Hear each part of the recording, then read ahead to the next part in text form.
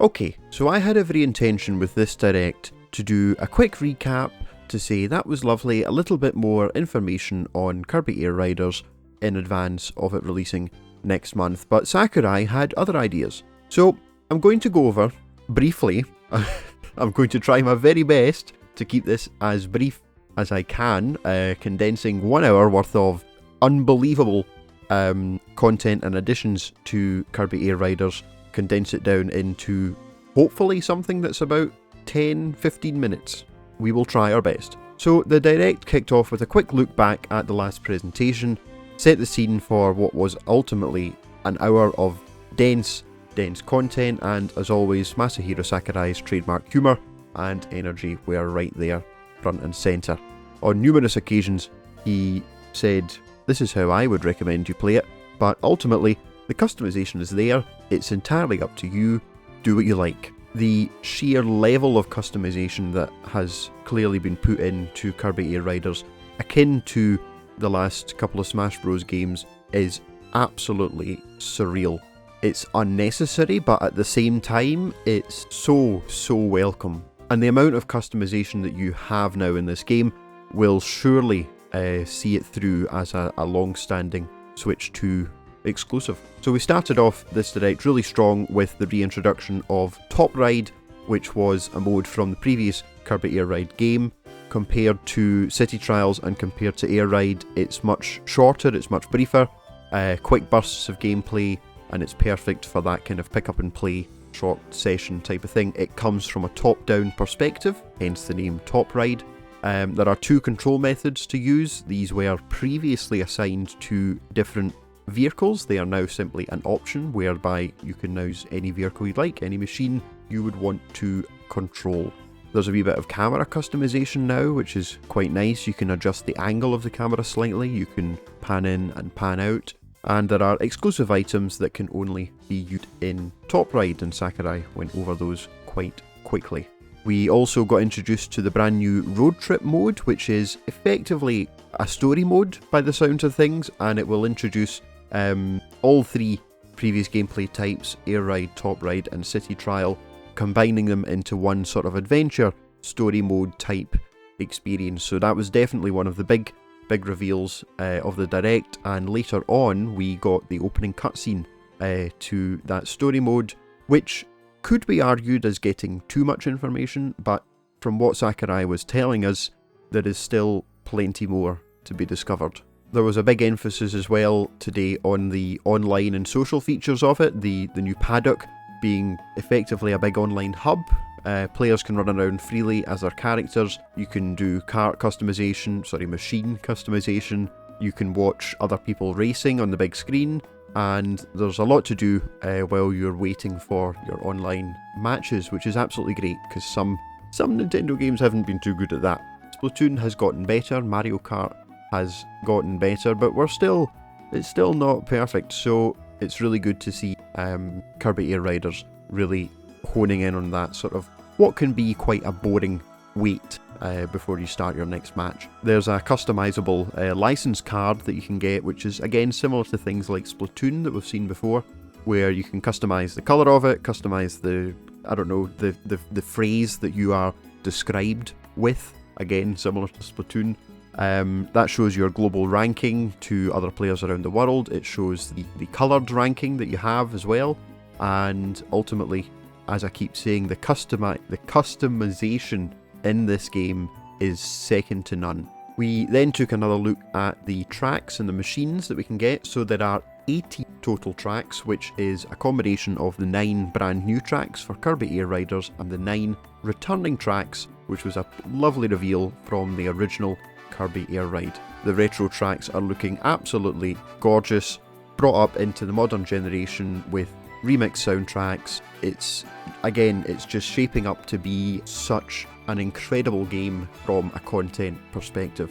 The 9 retro tracks are unlockable, so in order to get them, in order to play them, you will have to play through the new tracks, the new modes. I am always one for having unlockable content in games. Mario Kart 8 Deluxe kind of spoiled itself for me by giving you everything right out of the gate. That didn't work in a sense. I think having unlockable content in games is a method of encouraging a player to keep coming back, keep playing, keep building up their skills and working over time to unlock, say, in this case, new tracks, new characters, new vehicles, machine, new modes, music. There is so much in this game to unlock, and even more still that we will come back to. They also introduced new machines, of course, as well as new characters. You can swap machines after each lap, so that is a customization option again that you can set within the Air Ride mode, where with the turn of each lap you change your kart or machine combination. Ultimately, again, just another thing to experiment with, another part of the game to learn and to just have different experiences. And the new Transform Star Machine, which can switch between style of kart, the sort of 2 wheels, and then bike, which obviously feels slightly different. Modes mid-race, you can change on the fly. And Sakurai did stress that there are more machines that we have yet to see, there are more characters that we have yet to see, so this Direct, as much as it reveals more than the previous Direct before it, and perhaps we didn't need to know too much more, maybe it didn't have to be an hour long, but it was, and there is still, it seems, plenty of content for us to experience for ourselves when the game launches next month. The city trial mode, again, has been absolutely supercharged this time round, so we now support 16 players, and you can split those into 2 teams of 8. You can play in a sort of team mode.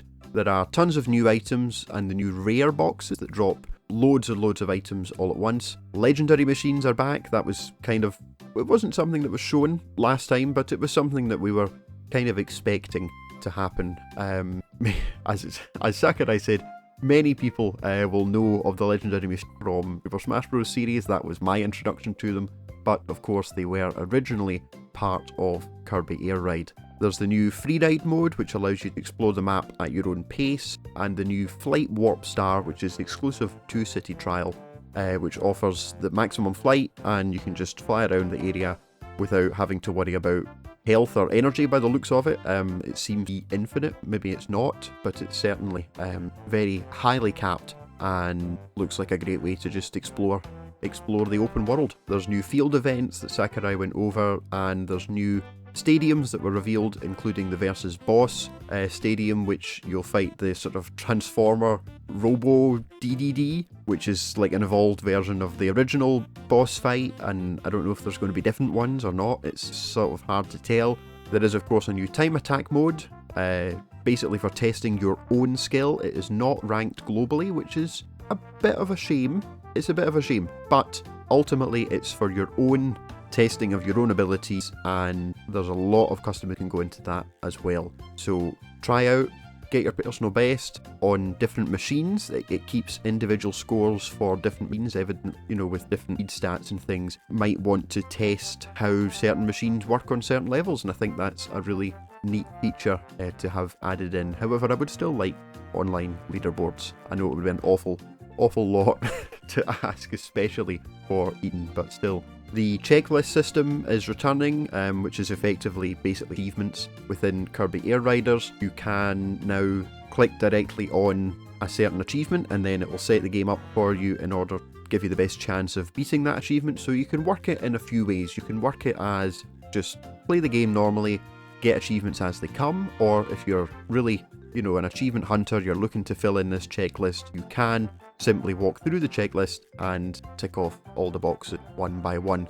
I'll probably do a bit of both, I think. I'll play the game naturally, unlock certain achievements as they come, and then for the ones that I perhaps have missed, or maybe there's a certain kart combination that I don't use, I will go through the checklist system and tick them all off. So there are 5 different boards that you can get, one for each mode. And of course, to come back to customization and collectibles, there are character color variants. So when you have unlocked a character once already, you will then begin to unlock different color variants of the character. That is again similar to, well, the original Kirby Air Ride and Super Smash Bros. In the last 3 entries, Brawl, 4 and Ultimate.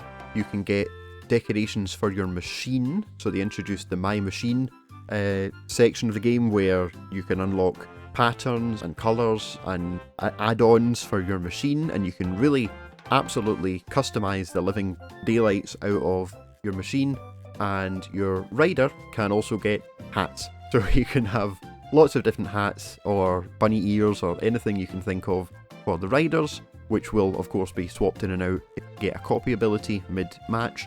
So the My Machine system lets players create and share their own designs online. You can pay the in-game currency to buy someone else's machine design, which I think is a really cool idea. It's not fully customizable, it's still based around the set items that you can unlock within the game, but it's a really cool idea. You can display your own favourite builds in your personal garage. You earn miles, which is the in-game currency, just by playing regular races, online races, anything you like, and then they get spent in the shop, but they are purely for cosmetic purposes, so there's no sort of making your machine go faster or slower or change or battle better, are purely cosmetic items. And then they also introduced gummies, and I'm not entirely sure what the purpose of gummies are yet, but they are another collectible.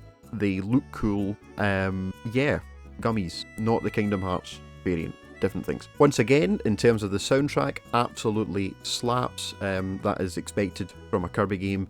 A great mix of returning and new tracks, and the composer lineup was revealed randomly. I appreciate that massively as a musician myself, to feature the composers and to feature the voice actors in the directly, no pun intended. That's nice. That's a really nice thing to do. Both of these composers have had previous experience with, the Kirby franchise, Kid Icarus, Super Smash Bros. They are obviously who Sakurai really trusts and works with directly, and they do an amazing job. The soundtrack so far is sounding incredible. There are going to be more of the tracks added to Nintendo Music app. Of course, if we got a small selection of tracks from Kirby Air Riders, but presumably it didn't say the whole soundtrack, but it did say that some songs were going to the app. So hopefully in time that becomes the full soundtrack, but if not, I'm happy with a good selection. It's a really good soundtrack. I will find the rest within the game. Obviously the music player is back, so it works in the same way as Smash Bros, where how frequently you would like to hear certain songs within City Trial. You can turn them off completely, you can make it that that's the only song that's going to play. It's entirely up to you. Again, another customization feature that is not necessary, but really adds to just the fullness of the game. Anything you would like to do, it kind of seems that you can. Sakurai then went on to show us the presentation of the menu. So the main menu seems to be designed like a giant desk, and things move around the desk and the camera moves, and it's all very... Sakurai's menus are designed by his wife, I remember hearing, which is a really nice thing. It means that they always have a sort of uniqueness to them. They're always very different, they're very unique. Sometimes they are a bit cumbersome and a bit strange. The Smash Ultimate menu was a bit odd. The Melee menu had buttons like everywhere. This one's kind of the same, buttons are everywhere, but it's lovely. It's a really nice touch. It has similarity to, I don't know, it's a definite Sakurai menu. It is full of options, full of modes, full of content. Really good. We've got full button mapping support, of course. That's a feature that is within the Switch's user interface, the Switch's own operating system, but of course many games have their own button mapping. We had the introduction of 3 new amiibo, which is just unbelievable, because given the fact that, well, the 2 amiibo that we had were interchangeable, you could change the character in the cart, and it kind of seemed as though that was going to be it. We wouldn't have too many more, because then the custom is out of hand. I think they're a bit more expensive than traditional amiibo. It would make sense if they were.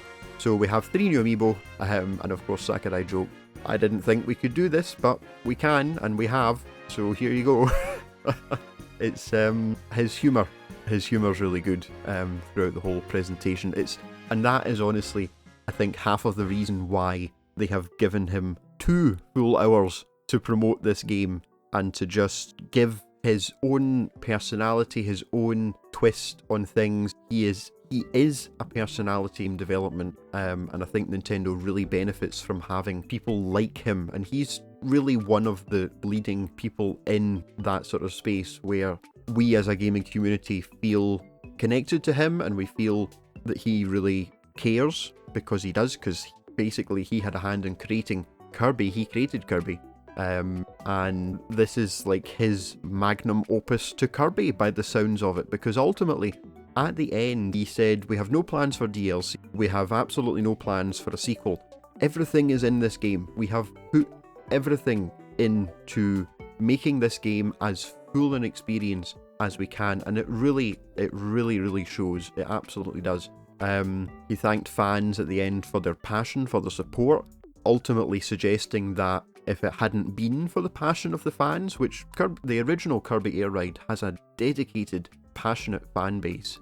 It was never a massive hit. The GameCube, it's never a massive hit, but the game Kirby Air Ride has a pretty cult following at this point, in 20 years down the line. So Sakurai basically confessed that if it weren't for that, this game would not have been made.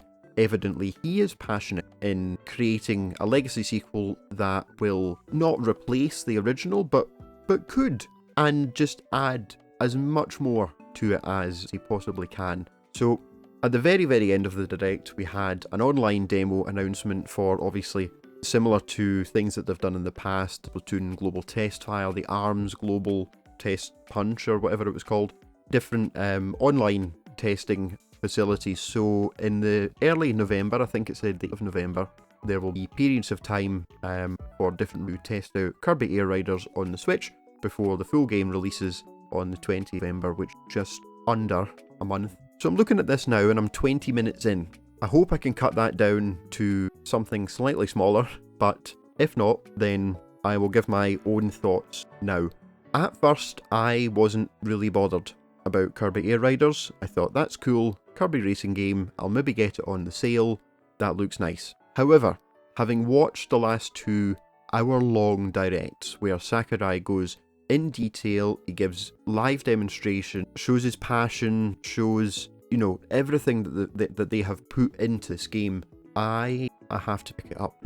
Your marketing, Nintendo, your marketing has worked. I went from not really caring, because we had Mario Kart World, why would we need another racing, to having the fear of missing out, that with the level of customization, with the level of fidelity in the music and the graphics, the design of the kart, it looks like a fun, arcadey, wacky, crazy game. It looks fun. It looks fun to watch. It sounds fun to hear it be described in all these ways. I have to get this game. I do. I didn't ever play the original Kirby Air Ride. I have never owned it. I have never played it. I, at this point, will wait until the sequel, as opposed to trying to go and find a version of it on the GameCube. I will wait for Kirby Air Riders to come out, but I am thoroughly looking forward to it. So if you haven't done so already, please do subscribe to the channel, and also to my other channel, Stupendee, which is predominantly music arrangements and other things. This channel here is the gameplay channel, it's the Twitch live streams, it's almost daily Let's Plays, and just everything to do with games. So go out, find me on social media, Twitter, Instagram, TikTok, and be sure to leave a comment down below. Let me know what you want to see, what you want to hear from me, and thank you very much for watching. Bye for now.